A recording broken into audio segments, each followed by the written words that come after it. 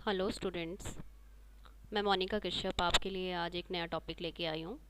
और आज का जो टॉपिक है वो है एंटरप्रेन्योरशिप स्किल्स। इसमें मैंने आपके लिए 20 इम्पॉर्टेंट एमसीक्यूज़ रखे हैं। और ये आज तक जितने भी एग्ज़ाम्स अभी पीछे हुए हैं उसमें से मैंने कलेक्शन की है, तो आप सभी इनको ध्यान से सुनिएगा। First question is entrepreneurship is also called dash. Entrepreneurship को आप और क्या बोलते हैं? Job seeker, job provider, self employment या investor? Answer is C, self employment. Second question is the person who designs, launches and operates any enterprise is called dash. ऐसा person जो किसी भी प्रोडक्ट को लॉन्च करता है, डिज़ाइन करता है, ऑपरेट करता है, उसको क्या बोलते हैं? डायरेक्टर, डिज़ाइनर, एंटरप्रेन्योर या corporate manager? Answer is C, entrepreneur. Entrepreneur को आप हिंदी में उद्यमी भी बोलते हैं। Third question is entrepreneur is dash. Entrepreneur को और क्या बोला जाता है या क्या कहेंगे हम? मैनेजर, डायरेक्टर, एम्प्लॉय या risk taker? Answer is D, risk taker. देखिए, अगर कोई भी उद्यमी रिस्क नहीं लेगा तो वो अपने बिजनेस को नहीं कर सकता। तो ये इसकी एक क्वालिटी होती है, कैरेक्टरिस्टिक्स होती है, risk taker. Fourth question is in an economic growth, role of entrepreneur is to dash: generate unemployment, stagnate standard of living, improve per capita income, unbalance the regional development? Answer is C, improve per capita income. Entrepreneur का काम होता है दूसरे लोगों को रोज़गार देना और जीडीपी को इंक्रीज करना, तो इसीलिए इसका आंसर है C, improve per capita income. Fifth question is which is integrated businesses accounting software for a small and medium businesses? देखिए, किसी भी बिजनेस को चलाने के लिए आपको एक सॉफ्टवेयर की ज़रूरत पड़ती है, तो वो कौन सा सॉफ्टवेयर होता है जिसको आप अकाउंटिंग सॉफ्टवेयर भी कहते हैं? Answer is A, tally. Tally एक अकाउंटिंग सॉफ्टवेयर है जो हम अकाउंटिंग पर्पस से यूज़ करते हैं। Sixth question is the money that the new businesses venture needs to spend per day is called dash. Answer is D, working capital. देखिए, working capital एक ऐसा अमाउंट होता है जो कोई भी नया बिजनेसमैन अपनी हर रोज़ के काम के लिए उसको वर्किंग कैपिटल वो सबमिट कराता है और उसी से ही डिडक्शन होती रहती है।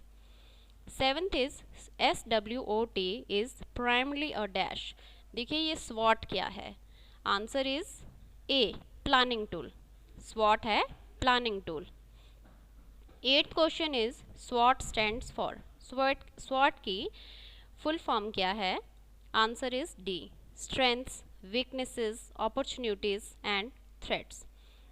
किसी भी एंटरप्रेन्योर को स्वॉट को जो है वो बहुत ज़्यादा ज़रूरी होता है कि वो स्वॉट को एनालाइज करे, उसकी शक्तियाँ क्या है, उसकी वीकनेस क्या है, और उसको अवसर का फ़ायदा कैसे उठाना है और कौन कौन से थ्रेट्स उसके सामने आ सकते हैं। नाइन्थ क्वेश्चन इज इन स्वॉट T stands for? Answer is A, threat. Tenth question is full form of NSIC is dash.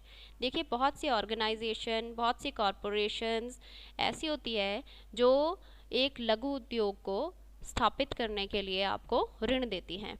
तो NSIC भी एक ऐसी ही कॉरपोरेशन है जो बहुत ही कम ब्याज दरों पर ऋण प्रोवाइड कराती है एंटरप्रेन्योर्स को।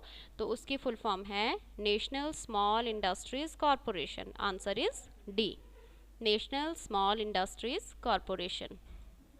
11th question is which of the following is a type of advertisement?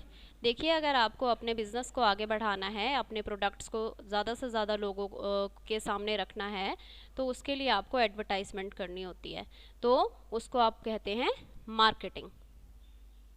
Answer is B. 12th question is which of the following is direct promotion techniques? देखिए, प्रमोशन टेक्निक्स होती है अलग अलग, डायरेक्ट एंड इनडायरेक्ट। उसी से ही customer अपने products को दूसरों के सामने एडवर्टाइज कर पाता है।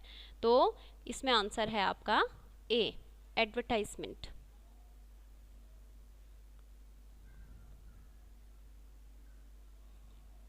13th question is, to take a loan, the entrepreneur has to contribute some amount on his behalf. This amount is called dash.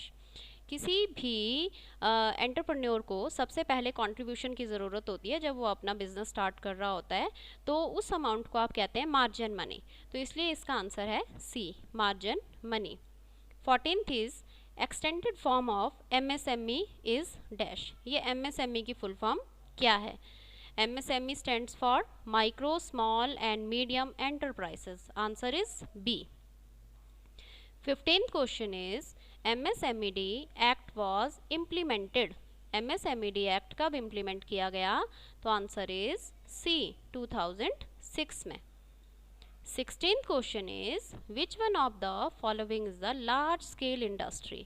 आपके जो उद्योग होते हैं वो बड़े उद्योग, मध्यम उद्योग और लघु उद्योग होते हैं। तो आपकी जो लार्ज स्केल इंडस्ट्री है उसका एग्जाम्पल क्या है? Answer is C, refinery.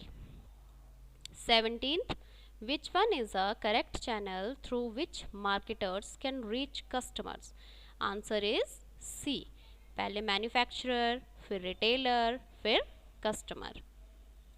18th question is, which investment is considered for deciding the status of manufacturing enterprises? Answer is C, plant and machinery.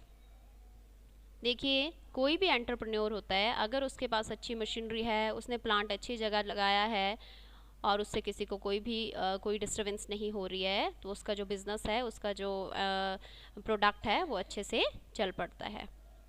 19th is, what approach is used to gain access to foreign markets and quickly promote an organization's interest? Answer is C, joint venture. 20th question is, the enterprises engaged in the production of goods is known as dash. Answer is A, manufacturing enterprise. देखिए, ये 20 MCQs में आपके लिए लेके आई थी। ये अभी तक के जितने भी आपके प्रीवियस क्वेश्चन पेपर्स थे मेरे पास, वो मैंने आपके लिए इकट्ठे करके 20 MCQs बनाए हैं। तो अगली वीडियो जो मैं लेके आऊँगी इसका पार्ट 2, उसमें और MCQs लेके आऊँगी। होपफुली ये क्वेश्चंस आपको पसंद आए। Thank you.